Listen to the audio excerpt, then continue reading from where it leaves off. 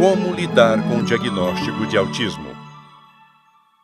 Os diagnósticos equivocados de autismo em crianças brasileiras no Japão são uma preocupação do governo brasileiro. Uma abordagem precoce e bem orientada pode ser de grande benefício para a criança autista e melhorar significativamente a qualidade de vida de sua família. Quando ela tinha por volta de uns 7 meses de idade, eu notei umas coisinhas diferentes. Falei, gente, este encontro se soma aos trabalhos notáveis desenvolvidos por diversas organizações não governamentais atuantes no Japão, algumas delas presentes nesta oportunidade. Facilitar o acesso de maiores parcelas da comunidade brasileira no exterior. A grande experiência adquirida pelos especialistas no trato da questão. Alargar o debate sobre os diagnósticos equivocados e estudar mecanismos para evitá-los são, portanto, os objetivos principais deste evento. É uma autorregulação. Contextualizando o problema dos diagnósticos tardios ou equivocados de autismo aqui na comunidade brasileira no Japão, ele começou a ser sentido de uns 10 ou 15 anos para trás, né? Mas ele ganhou muita força há uns 5 anos atrás e várias ONGs, várias escolas têm procurado estudar essa incidência muito grande que tem de autismo entre brasileiros aqui no Japão. Esse problema foi levado ao Conselho de Cidadãos do Brasil aqui em Nagoya, que criou um grupo específico para lidar com isso, que é o grupo de tradutores, que é quem organizou esse evento presente agora. Esse evento que aconteceu agora no consulado é o primeiro seminário voltado para pais de como receber a notícia de que o filho deles foi diagnosticado como autista, portador do espectro autista. Esse evento agora, como é voltado para os pais e como ele é focado muito na experiência interpessoal das pessoas, quem foram os principais palestrantes foram as pessoas da Associação Autismo Vencendo o Preconceito, que são mães e pais que têm crianças portadoras do espectro autista e que se encontram para, de alguma forma, se apoiar, né? Então, as 3 primeiras palestras foram justamente nesse sentido de como mudou a vida das pessoas após o diagnóstico, como é que elas escolheram a forma de educação da criança, se a criança ia para uma escola brasileira, se ia para uma escola japonesa. E, por último, para a gente complementar com um lado mais científico, a última pessoa que falou foi a psicoterapeuta Vanessa, né, que trabalha na One Life, e que falou de várias técnicas de como lidar com as crianças, como ensinar as crianças algumas coisas, e da importância da psicoterapia no tratamento das crianças com espectro autista, né? O que mudou após o diagnóstico? Dicas de como lidar com a situação de birras e estereotipias. Eu sou a mãe da Alicia, que hoje ela está com 4 anos. Eu vou fazer uma anamnese rapidinho de como ela foi até eu ter o diagnóstico e o que mudou em relação a isso. A minha gravidez foi normal, eu não tive nenhum problema, a Alicia nasceu saudável, linda. E ela foi crescendo, foi se desenvolvendo. Quando ela tinha por volta de uns 7 meses de idade, eu notei umas coisinhas diferentes. Falei, gente, aí eu tenho amigas que tinham com bebês da mesma idade, falei assim, filhos de vocês fazem isso? Elas, não. Falei, mas a Alicia faz, né? Que estranho. Nesse tempo, ainda bebezinha com meses de vida, né? Com 7, 8 meses, ela já tinha alguns sinais. Ela não olhava, ela evitava o contato, ela não respondia quando era chamada, ela não se interessava por brinquedo nenhum. Então a gente mostrava um chocalho, para ela era, não sei o que é isso. Só que ela engatinhou no tempo certo, ela sentou no tempo certo, aí ela foi crescendo e a gente notando essas diferenças. E o mais gritante foi o fato dela não se interagir. Ela não interagia com as outras crianças, ela não interagia com o bebê, ela não interagia com o outro e ela tinha aversão ao toque. Então ela não gostava que outras pessoas a abraçassem. E aí ela passou pelo exame, aí chegou na hora dela montar, que eles apresentam, né, bloquinho de montar, pede para a criança empilhar, pede para a criança apontar, pergunta se ela sabe cor, tal. A Alicia com 1 ano e meio, ela sabia o nome de todos os animais. Ah, antes que eu me esqueça, a Alicia falou muito rápido, ela não tem atraso na fala. Com 1 ano e 2 meses ela começou a falar. A primeira palavra dela foi papai. E a Alicia era bem, nossa, o comportamento dela era bem terrível. Quando eu falo bem terrível, era um comportamento assim, dificílimo. Não parece. Ela, você vendo, você fala, nossa, mas ela é um doce de criança. Mas ela era uma criança arredia, era uma criança com muito rituais, muito mesmo. Ela só aceitava passar por um lado da rua e tinha que ser por aquele lado da rua. Ela só aceitava uma marca de fralda, tinha que ser aquela marca de fralda. E então, o que mudou de lá pra cá, né? São 2 anos que a gente tá já nessa batalha, nessa luta. Hoje, ela é uma outra criança. A Alice é uma criança que ainda tem pouco contato visual, ela não tem muito contato, ela desvia o olhar, ainda ela não é uma criança que consegue fazer tchau tchau olhando nos olhos da pessoa, ela tem essa dificuldade, mas é uma criança que hoje ela gosta do toque, ela procura por abraço, é uma criança que não tem mais esses rituais de antigamente, de que passar só em determinado lugar. Gente, antes ela tinha uns 3 meltdown por dia. Meltdown, para quem não sabe, são as crises, né? Toda criança faz birra, isso é fato. A criança autista, a birra dela é assim, 1000 elevado ao cubo. O que eu queria também pedir é que a gente tenha, para que todos nós tenhamos um pouco mais de empatia, né? Porque muitas vezes você olha alguém no supermercado ou no shopping, a criança tá lá se debatendo e tal, e muitas vezes quando a gente não é pai, a gente olha e fala, nossa, será que aquela mãe não educa o filho? É a primeira coisa que a gente pensa, sabe? Será que aquela mãe não dá um limite, não faz alguma coisa? Mas muitas vezes a gente não sabe o que se passa naquela família, com aquela mãe, com aquela criança, né? Então acho que isso é preciso, né? Um pouco mais de empatia. Se ela aceitar o abraço, depois conforme ela vai acalmando, essa foi uma técnica, né, que meu marido desenvolveu com a Alicia e deu certo. Ela era pequenininha nessa época.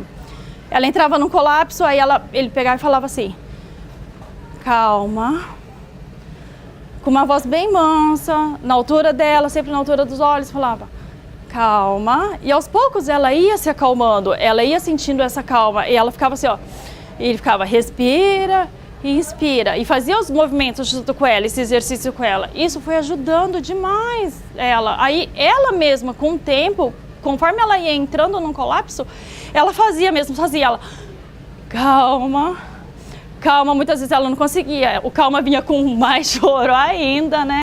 Então, estereotipias são movimentos repetitivos. Mas isso não é uma coisa só da criança autista. O neurotípico também tem. Aí muitas vezes você fala assim, como assim o neurotípico também tem? Tem gente que fica assim, ó, balançando o pé constantemente. Tem gente que fica assim. Tem gente que fica na caneta. Isso é, todo mundo. Isso é uma estereotipia. É um movimento repetitivo que a pessoa faz para se autorregular. É uma autorregulação.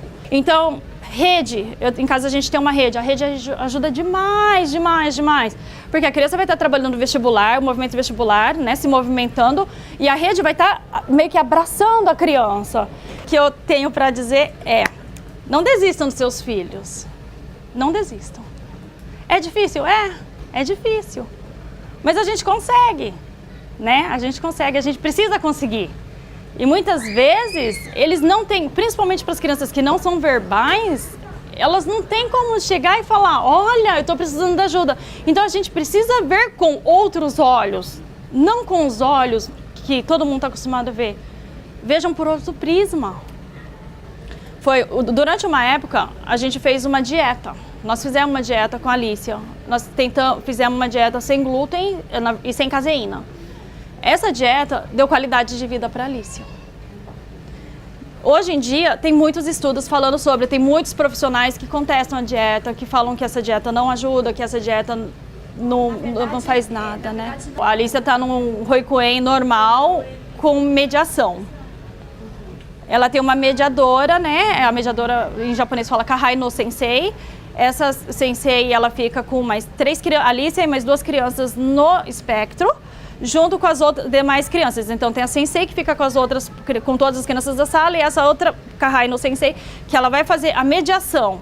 Então não que ela fica separada, ela fica junto na mesma sala e coloca as crianças para brincar. E numa dessas reuniões que eu tive recentemente com a diretora e com a Kahai Sensei, o que ela me falou foi que elas estão passadas, esse foi meio mais ou menos o termo que ela usou com a Alicia, porque é uma criança que entrou agora em abril, só que ela fala em Nihongo, ela entende o que estão falando, ela está se tornando bilíngue. Isso e uma coisa que nós falamos foi assim: Alicia, é assim, na escola você só vai falar em japonês, só em Nihongo. Em casa a gente só vai conversar o português. Benefícios das terapias. Dicas de atividades com os pais. Primeiramente, procurar os profissionais adequados, né? Mesmo vocês tendo dificuldade em achar profissionais brasileiros, procurem profissionais japoneses, porque existem, tá? Neuropediatra ou psiquiatra infantil. Esse profissional vai acompanhar o filho de vocês em todo o desenvolvimento, realmente para verificar se está havendo um desenvolvimento adequado dessa criança e acompanhar se essa criança precisa de um medicamento ou se essa criança está se desenvolvendo sem a necessidade de um medicamento. Então, é necessário que tenha o acompanhamento desse profissional.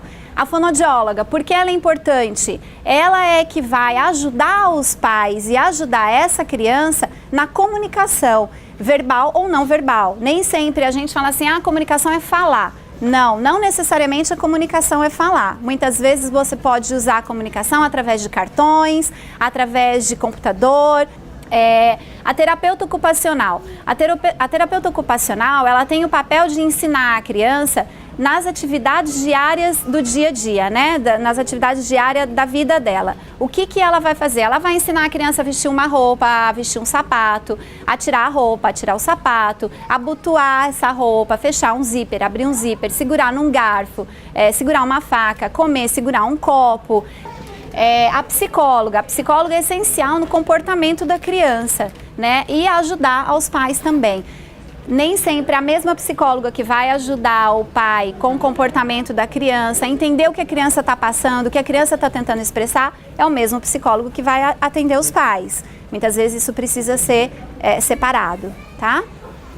A psicopedagoga, ela vai ajudar a criança no que se refere à escola, né? Quais as dificuldades que a criança está apresentando dentro do ambiente escolar. O fisioterapeuta, ele cuida de tudo que está relacionado ao movimento do corpo, né? Isso tanto o movimento mão, perna, cabeça, abaixar, levantar, como os movimentos internos que muitas vezes vocês não sabem exatamente o que um fisioterapeuta faz, né? Respiração, desenvolvimento de uma carga respiratória e cardíaca melhor, para que aquela criança tenha mais resistência e consiga fazer atividades físicas mais prolongadas. Os benefícios das terapias, eu vou falar rapidinho: comunicação verbal alternativa, que eu já falei, melhoras comportamentais, melhora nas atividades de vida diária, melhora nas interações sociais, melhora na liberação de hormônios e neurotransmissores e comunicação neural. É muito importante que a escola e os pais tenham um bom relacionamento. É importante que os pais desenvolvam em casa agendas. Essas agendas, elas podem ser diárias, elas podem ser semanais, elas podem ser quinzenais e mensais. Só o fato de ter a foto do armário já faz com que eles entendam que eles têm que ir para o armário e trocar de roupa. Número 3, a ginástica. E número 4, dentro da água, fazer o exercício de natação.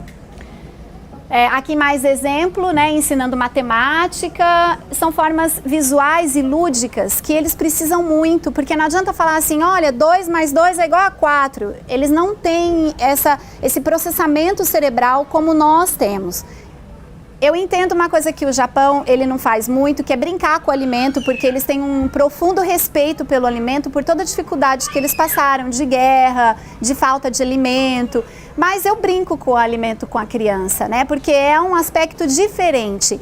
Aqui, nessa outra foto, eu separei, né? Esses EVAs, eles são grandes e ela tem que andar fazendo assim. Então, assim, o equilíbrio que ela precisa ter de se manter, por exemplo, 10 segundos em cima de um pé só, ela ainda não consegue. Mas se de repente ela se manter 2 hoje, amanhã ela se manter 5, semana que vem ela pode se manter os 10 segundos e daqui a pouco ela está brincando na escola de pular amarelinha. É importantíssimo que vocês acreditem que essas crianças são capazes e deem oportunidades para elas mostrarem isso. A criança, quando ela recebe um diagnóstico aqui no Japão, ela tem o direito de tirar uma carteirinha chamada de Kyushacho. Essa carteirinha, ela dá para a criança o direito da criança frequentar um Daisabisu. O que é um Daisabisu? Ou o que é um centro de terapia? Com essa carteirinha, a criança vai em horário marcado para esse Day Sabes, onde tem profissionais especializados que ajudam a criança nesse desenvolvimento e com essas terapias, e também ajudam os pais.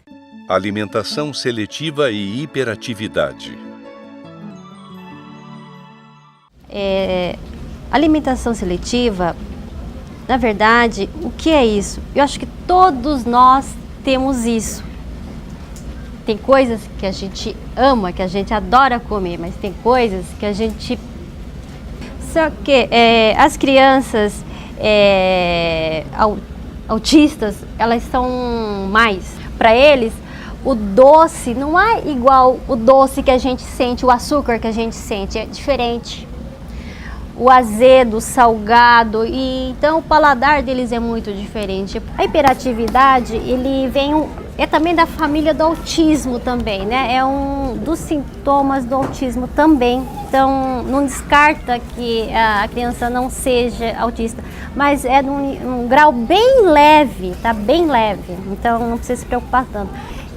Sinais de alertas mais frequentes são dificuldades para concentrar e um só estímulo. Não consegue ficar sentado, tipo assim, fazendo a mesma coisa, né? Então ele tem muita dificuldade. Dificuldade em prestar atenção. Por exemplo, a professora está falando, ele tem muita dificuldade, não consegue ficar concentrado em ouvir. Às vezes está ouvindo, mas não está entrando nada na cabeça. Só não pode deixar a criança chegar a esse ponto. Trabalhe bastante com a criança, tente compreender a criança, converse bastante com a criança. E geralmente os pais que têm os filhos com autismo ou com hiperatividade, com TDA no caso, precisa realmente de ajuda de profissional. E como a Jamile disse, é bom ter alguém para você desabafar, uma psicóloga que entenda do assunto. E fica também, tem um livro que eu, a Vanessa, a Fabiana e a Jamile ama muito. Esse livro aqui, O que me faz pular.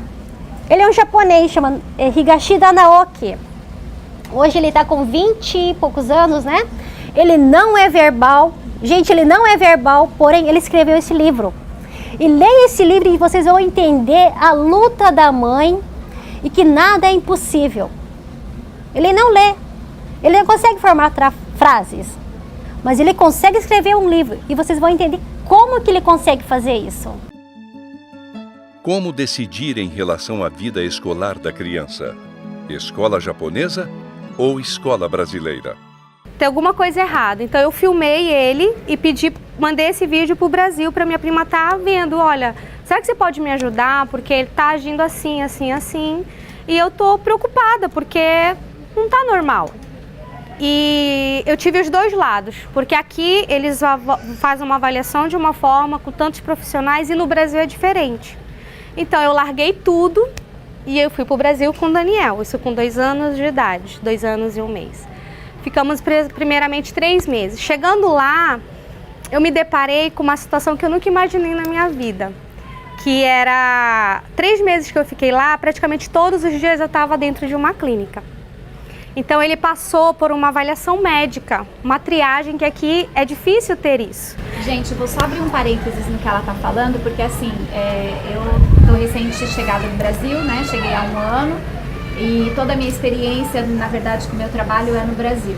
Tudo que a Jamile está dizendo com relação ao tratamento que ela fez no Brasil foi tudo particular, tá? Aqui vocês têm uma ajuda governamental para isso, que no Brasil é diferente. Então, assim, não pense vocês que estão aqui hoje, então eu vou fazer como a Jamile fez e vou embora, né? Porque é muito importante que todo mundo saiba disso. Alguém que queira ir para o Brasil para tratar o filho lá, façam antes uma poupança e vá preparado, porque realmente o tratamento é muito caro. Muito. Eu fiz o plano da Unimed e lá a Unimed, para você ter noção, consultas anuais, são 23 consultas de fono anuais. O Daniel ia 3 vezes por semana na fono, então 2 meses e meio, 3 meses, acabou o limite. É um pediatra, é um neurologista, é um neuropediatra, é um psicólogo, é um fono, é uma equipe médica para chegar a uma avaliação. Eu tenho um laudo médico do meu filho que eu carrego há anos, onde eu tento passar, se vocês tiverem interesse de ver, um laudo fechado de uma equipe médica para chegar realmente, olha, ele tem autismo e o que você tem que fazer. Eu tive vamos dizer, a sorte de descobrir cedo. de ser uma coisa precoce. Isso ajuda muito. Quanto antes você correr atrás, para o desenvolvimento dele, é todo, é motor, é físico, é tudo, para tudo. Você vai ajudar muito. Eu expliquei, doutora, eu não moro aqui, eu não sei o que fazer, eu não sei por onde começar, eu vou embora. E lá no Japão não tem terapeuta ocupacional, lá no Japão não tem um pediatra que chega, faz exame de sangue, disso. Aqui não tem, a gente tem que pedir para fazer uma coisa. Lá não tem, lá não existe isso. Ela falou uma frase que eu falo que eu levo para minha vida toda assim. Eu vou tentar te ajudar no que eu posso, mas acho que o principal que você tem que fazer a partir de agora é você entrar no mundo dele. Quando você entrar no mundo dele, você vai conseguir entender e você vai conseguir ajudar ele. Aí entrar no mundo dele, mamãe, entrar no mundo dele é você se dedicar o tempo todo, você ter paciência, você estudar, você procurar os profissionais corretos e cada dia trabalhar o que realmente ele necessita. Hoje em dia você vai deixando, aí tá com 5, 6 anos, nossa, aí em vez de você ter feito um pouquinho antes, você vai deixando, o negócio vai aumentando. Às vezes ele não tem uma estereotipia, ele vai começar a ter, às vezes ele não tem ecolalia, ele vai começar a ter um atraso de fala. Quando eu estive no Brasil, por orientação das médicas, falou, mãe, por que você não vai numa psicóloga?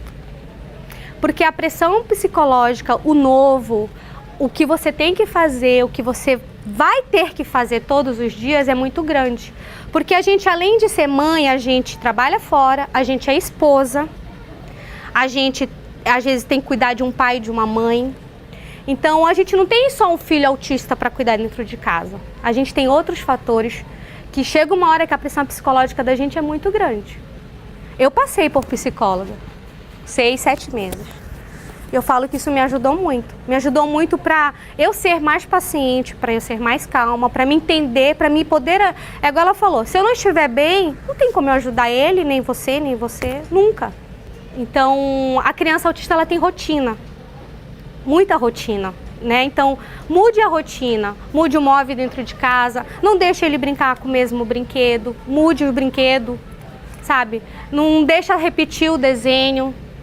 Então, porque você tem que tirar um pouco isso dele. Ele tem outras coisas para ele conhecer, tem outras coisas para ele, sabe, descobrir. Eu vou entrar num tema que, para mim, eu acho que também foi a segunda fase mais difícil na minha vida. A fase escolar. E a gente está num país que, infelizmente, é separado. Uma criança que tem uma síndrome, que tem um autismo, que tem um Down, ele é separado, sim, de uma classe normal. Eu pedi para entrar na escola, eu pedi para acompanhar 2 dias de aula na classe especial. E dentro da classe especial, aqui no Japão, pelo menos ali na região onde eu moro, são crianças com autismo e Down, e na outra classe seria crianças com autismo e retardamento mental, junto, na mesma sala. Então eu me deparei, peraí, eu fiz tanta coisa, eu conquistei tanta coisa, para me jogar ali dentro dessa sala e não desmerecendo, porque eu gosto muito da educação japonesa, eu tenho um filho numa escola japonesa. Só que no meu momento lá foi decisivo, eu digo, ou eu deixo ele na brasileira, porque é igual a médica falou, você tem que ter uma língua mãe para a criança, isso é fundamental, você tem que escolher primeiro uma língua. E quando eu saí do Brasil, ela falou assim, nunca limite seu filho para o potencial dele, nunca duvide do potencial que ele tem. Para nada, para falar, para conversar, para estudar, para nada. Nunca duvide do potencial do seu filho. É um começo de muita coisa, não é só chegar, olha, meu filho vai para a escola, vai ingressar, toma. Não é assim. Se você não ensinar ele a cortar com uma tesoura, ele vai chegar na escola, ele vai ficar perdido. Por mais que ele vá conseguir, sim. Se você não trabalhar com uma cola, são vários fatores para a criança realmente, eu falo, ingressar e ter uma parceria, porque eu falo que hoje eu tenho uma parceria com a escola. Papai e mamãe, vocês são marido e mulher, então eu vou falar uma coisa rapidinho, que na psicologia, quando eu passei esses 7 meses, a gente não pode esquecer esse fator, por favor, papai e mamãe. Não é porque vocês descobriram ou têm suspeitas que teu filho tem autismo. Não deixam de ser marido e mulher. Não deixam de um cuidar do outro. Porque vocês precisam ter isso muito forte entre vocês. Se vocês não estiverem bem, os filhos de vocês não vão estar bem. Se vocês não estiverem felizes, os filhos de vocês não vão estar felizes. Mas eu vou deixar, acho que só 2 frases assim que eu falo, que eu levo para o meu dia a dia.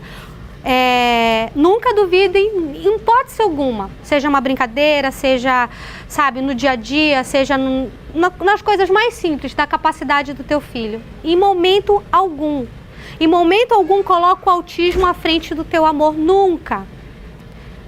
Não me importa o que os outros vão olhar, não me importa o que os outros vão falar. O mais importante é eu estar feliz e meu filho estar feliz, acabou. Contem sempre com este consulado, com o consulado do Brasil em Tóquio, com o consulado em Hamamatsu e com a Embaixada do Brasil.